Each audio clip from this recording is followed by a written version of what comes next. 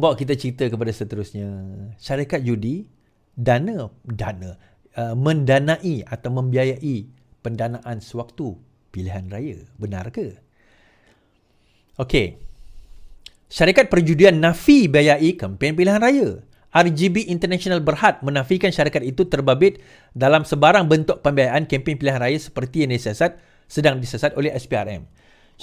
Syarikat itu berkata demikian ketika mengulas laporan yang mendakwa eksekutif tertinggi mereka telah ditangkap dan Suruhanjaya anti rasuah berkenaan. Lembaga pengarah ingin menjelaskan bahawa RGB Sdn Bhd, anak syarikat milik penuh syarikat itu, hanya melakukan penjualan langsung mesin slot dan aksesori serta tidak mempunyai pelibatan atau pemilikan dalam kelab slot Malaysia. Saya ingin menyatakan bahawa ia tidak akan membenarkan sebarang bentuk pembiayaan politik, kata RGB International dalam satu kenyataan di BSKL semalam. Syarikat itu menegaskan bahawa pengarahnya tidak mempunyai kaitan dengan mana-mana ahli politik dan sedang bekerjasama dengan siasatan SPRM. Menurut syarikat itu, mereka mengamalkan pendekatan toleransi sifar terhadap sogokan dan rasuah. Tuan-tuan, syarikat judi mengamalkan pendekatan toleransi sifar terhadap sogokan dan rasuah. Dan menjunjung standard pematuhan yang tinggi. Baik. Jika mana-mana pihak menyimpang daripada pendekatan toleransi sifar syarikat, kami akan mengambil tindakan yang perlu untuk melindungi kepentingan pemegang saham dan semua pemegang kepentingan yang relevan. Dilaporkan hari ini bahawa siasatan SPRM didakwa menemui bukti yang menunjukkan dana daripada beberapa syarikat perjudian digunakan untuk membiayai sekurang-kurangnya 3 kempen pilihan raya sejak 2018. Saya ulang. Dana daripada beberapa syarikat perjudian digunakan untuk membiayai sekurang-kurangnya 3 kempen pilihan raya sejak 2018.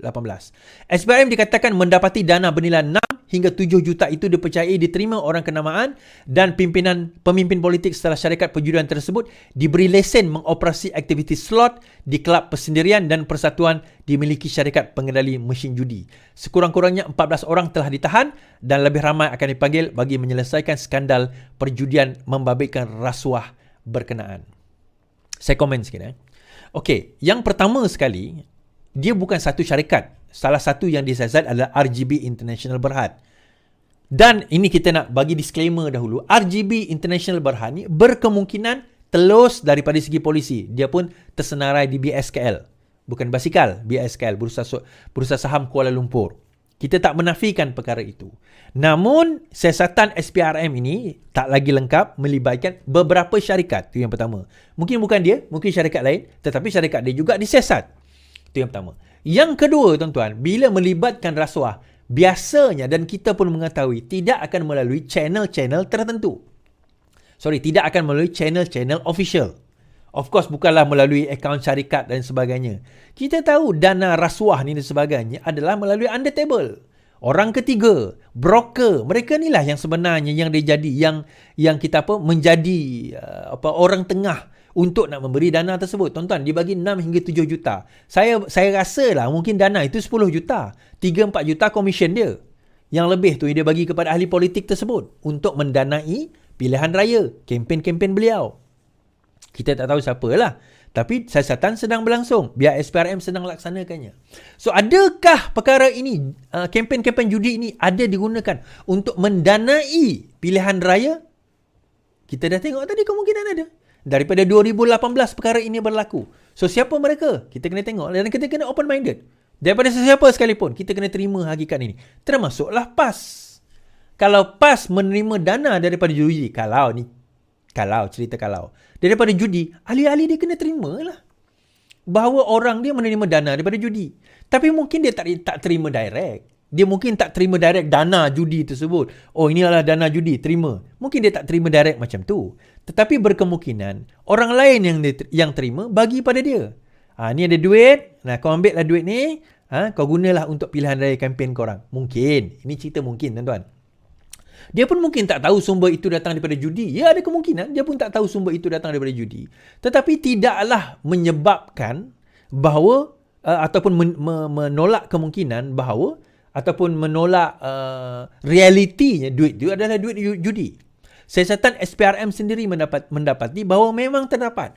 Demi untuk nak letak slot-slot itu di tempat-tempat tertentu, maka mereka telah memberi dana judi. Soalannya, kepada siapa, tuan-tuan? Jeng. Itu nanti nantilah. Sekarang ni biarlah SPRM melaksanakan tugas. Saya nanti jam degan nanti susah saya. Susah saya. Biarlah. Okey. Saya nak komen benda ni tuan-tuan. Yang pertama kita nak cerita, kegagalan Barisan Nasional memenangi. Kegagalan Barisan Nasional memenangi pilihan raya di negeri-negeri tersebut adalah sesuatu yang kita jangka sebenarnya. Kita dah melihat sama ada UMNO boleh bangkit daripada kekalahan yang lepas. So nampak gayanya masih belum. Tetapi bukan bermakna di belah seluruh semenanjung Malaysia ini UMNO ditolak. Di sebelah selatan UMNO masih menguasai. Kalau kita tengok Negeri Sembilan, UMNO membentuk kerajaan dengan Kerajaan Pakatan Harapan. Kita tengok Melaka, menteri besarnya UMNO. Kita tengok Johor pun menteri besarnya adalah daripada UMNO. So kalau nak dikata UMNO ditolak terus di seluruh Malaysia, tidak benarlah. Benar di kawasan even di Pahang pun masih lagi UMNO. Dan juga di Perak, Perak, Pahang. Tapi kalau kita tengok di Pantai Timur, ya ditolak. Mungkin di utara belah Kedah, ya ditolak. Kita tak menafikan. Tetapi tidak bermakna mereka tidak berkuasa sebagaimana Bersatu. Bersatu lagi lah, tak ada orang yang nak pilih dia orang, nak jadi menteri besar pun tak ada. Itu yang pertama. Yang kedua tuan-tuan, yang membuang UMNO sebelum ini, macam saya kata dulu saya buat live kan, yang membuang UMNO sebelum ini bukannya bukannya UMNO yang membuang Mufakat Nasional, yang membuang Mufakat Nasional sebelum ini bukanlah UMNO per se, tetapi Bersatu. Sebenar hakikat ialah Mufakat Nasional ni sepatutnya adalah gabungan di antara PAS dan juga UMNO pada waktu itu. Tolak tepi MIC MCA pada waktu itu. Bersatu tak nak join, Bersatu tak nak sebab ada UMNO kat situ. Mereka tak nak. So daripada situ kalau kita lihat, yang nak bersama dengan PAS pada waktu dan ketika ini bukanlah mereka yang benar-benar nak bersama dengan PAS. Mereka ni pun sebenarnya golongan-golongan yang kecewa berkemungkinan besar dengan UMNO yang ada sekarang. Tak dapat dicalonkan dan sebagainya. Dan untuk kita nak kata UMNO tidak ditolak secara total, macam saya kata tadi, Pahang, Perak, Melaka, Johor menteri besar daripada UMNO. Negeri Sembilan sebahagian exco daripada UMNO termasuk Selangor. Mungkin Pulau Pinang kot. Tetapi Bersatu. So adakah bermakna Bersatu ditolak menteri besar langsung? Dia tak ada. Dia tak memegang mana-mana negeri pun. Malah di Kedah pun 3 exco, Kelantan dan Terengganu 1 exco seorang.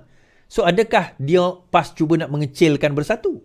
PAS cuba nak menjatuhkan Bersatu sekarang ini dan nak bersama dengan UMNO kembali? Itu satu persoalan. Saya rasa PAS dah tak nampak dah sebenarnya kekuatan Bersatu ni untuk dia nak menang pilihan raya yang seterusnya.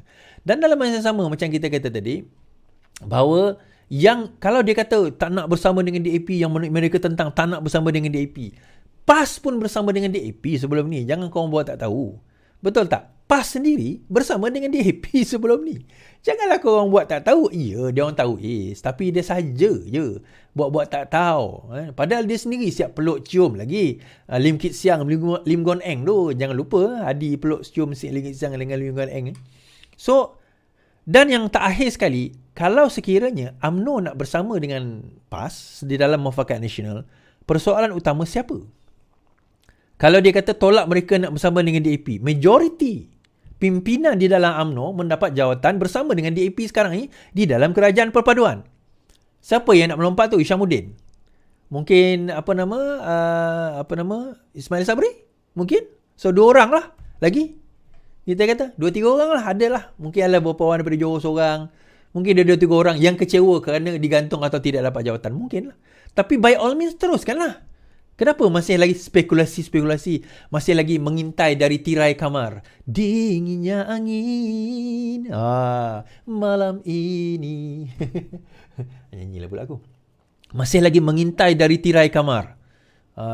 Lepas tu dia nyanyi, siapakah aku ini untuk memintal bui yang memutih. Macam itulah PAS sekarang ni cuba menggoda UMNO di balik tirai kamar. Dia mengintai, kot-kot lah UMNO nak bersama dengan mereka. So kalau dia nak mengintai UMNO supaya tarik bersama dengan mereka, yang Bersatu tu bagaimana pula? Dah lah kamu bagi dia 3 je exco dekat Kedah, 1 exco dekat Kelantan, 1 exco dekat Terengganu. Teruklah dia orang tuan-tuan.